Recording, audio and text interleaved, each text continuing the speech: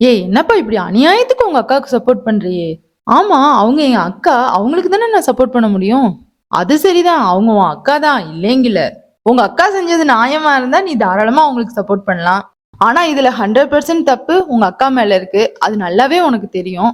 இது தெரிஞ்சிருந்தும் நீ அவங்களுக்கு வாய் கூசாம சப்போர்ட் பண்றியே, இது உனக்கே நல்லா இருக்கா? அது கரெக்ட் தான்ப்பா.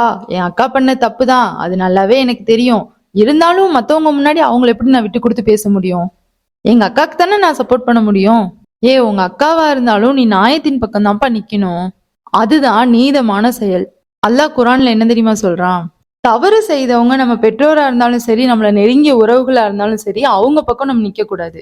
மாறாக யாரு பக்கம் நியாயம் இருக்கோ அவங்க பக்கம் தான் நம்ம நிக்கணும். ஒரு பிரச்சனைக்கு நீதி வழங்குறப்ப நியாயத்தின் பக்கம் நில்லுங்க, மன இச்சையை பின்பற்றி விடாதீங்கன்னு அல்லாஹ் குரான்ல சுட்டி காமிக்கிறான். அதனால நீ இந்த பிரச்சனையில உங்க அக்காவுக்கு சப்போர்ட் பண்றதை விட்டுட்டு நியாயம் யாரு பக்கம் இருக்கோ அவங்களுக்கு சப்போர்ட் பண்ணுப்பா.